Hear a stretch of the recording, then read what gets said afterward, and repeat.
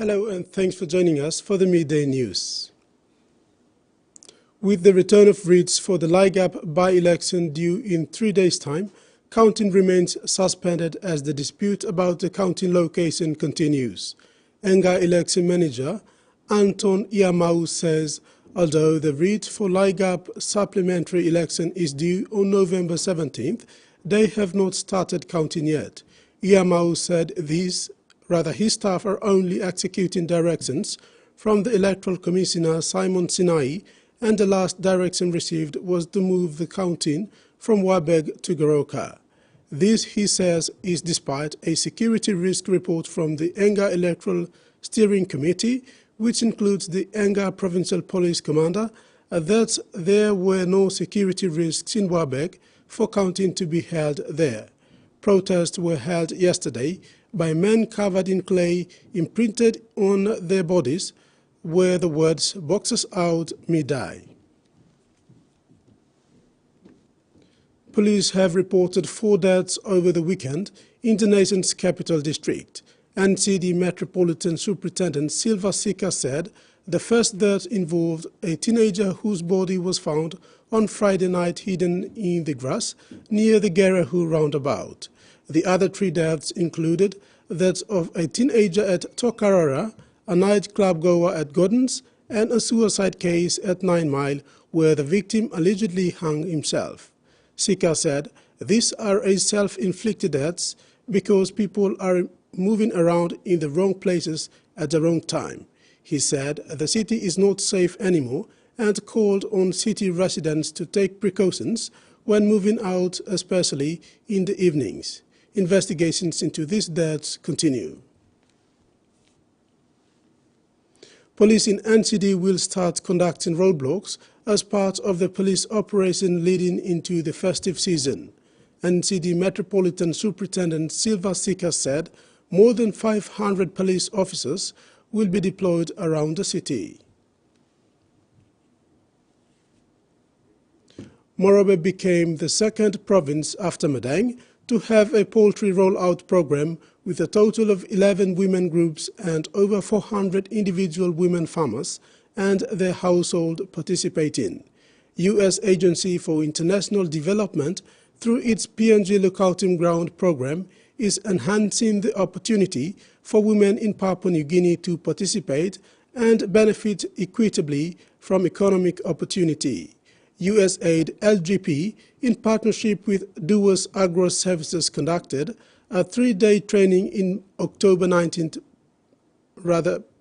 participants, running poultry farmers, 15 of whom were women. The aim of the training is to equip participants, especially women and girls, with the basic knowledge of poultry farming, including good waste management practices to mitigate and monitor waste from poultry farming. The participants were taken through to the whole process, starting from the construction of a chicken house to identifying suitable market approaches. The long-term goal of LGP is to have at least 10 groups of 10 women, farmers in each of the 5 provinces, for 500 women directly benefiting from this poultry rollout, including their households. Premier Chris Minns says he's hopeful the federal government will help pay for policing major project about the Israeli-Hamas conflict. Since Hamas terrorists attacked Israel on October 7, thousands of Sydney-siders have rallied every weekend. Hundreds of police have supervised the events. Yesterday, the Premier put a price tag on the cost to taxpayers. It's in excess of $1 million for a major protest. Today, he explained the maths. On a typical Saturday, the New South Wales Police does not deploy 900 police officers to the middle of the CBD, as well as Pol Air, as well as the riot squad. Now he's asking the feds to help foot the bill. I don't think it's unreasonable for the New South Wales government, and potentially the Victorian government too, if they want, to ask the Commonwealth for help. As it is a foreign affairs issue ultimately, Commonwealth support would be welcome.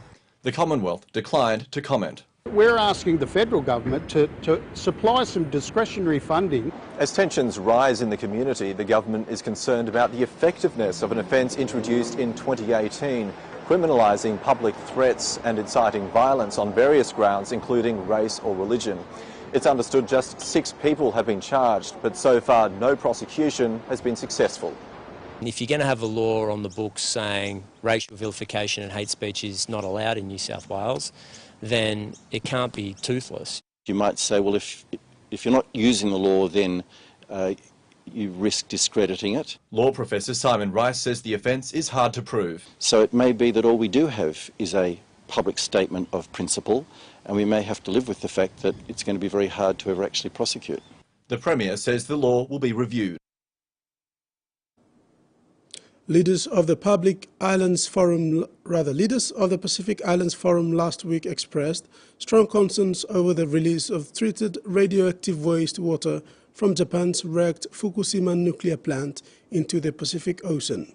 Cook Islands Prime Minister Mark Brown said there were strong concerns raised by forum leaders for the significance of the potential threats of the contamination of the health and security of the Blue Pacific.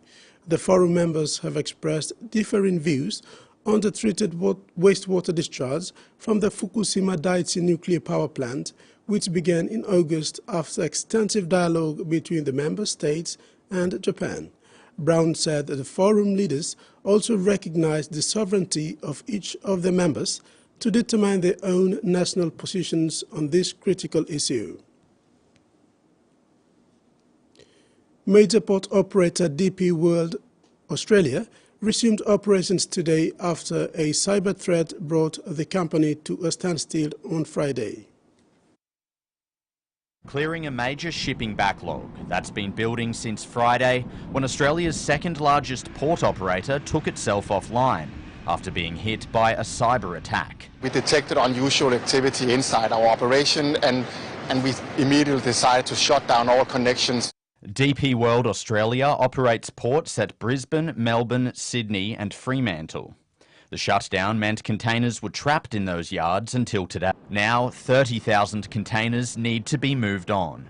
We can probably handle about 5,000 containers per day, so it will take us a little while. In the meantime, their vessel operation will be continuing and there will be more containers coming into the terminal. So that will take some time to move out. I would expect that there might be some slight delay for Christmas. The government commended DP World Australia for its timely communication and says it's working with the company to minimise ongoing disruption. There is a common desire to deal with this abroad, across agencies, across regulators. DP World's working with the Federal Police and the Australian Cyber Security Centre to determine who the culprit is and how to prevent future attacks.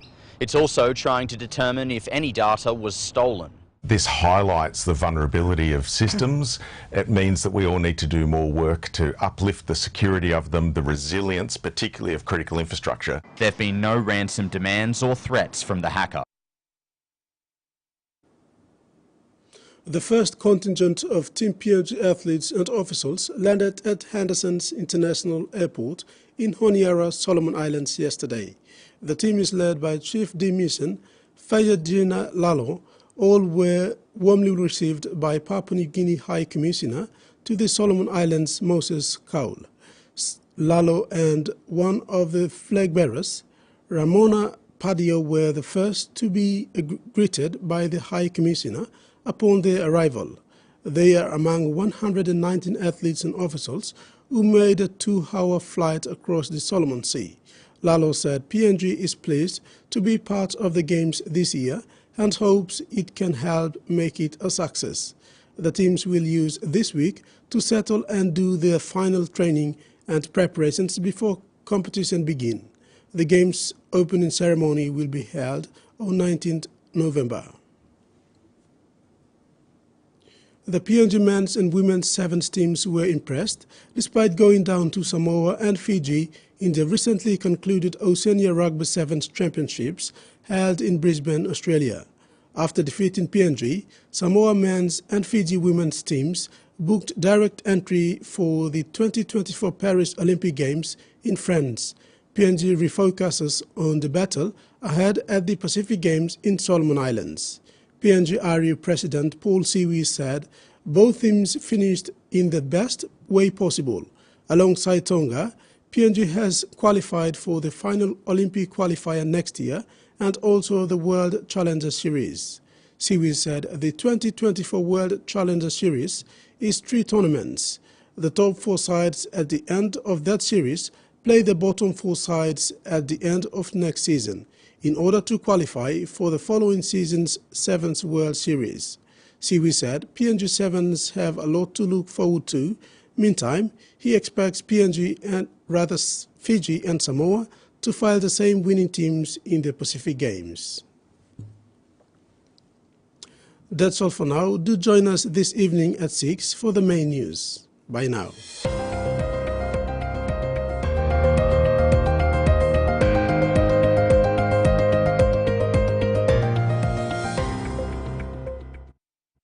Welcome to MotoGP. To be a highly dramatic 18-lap Malaysian Grand Prix Moto2 start.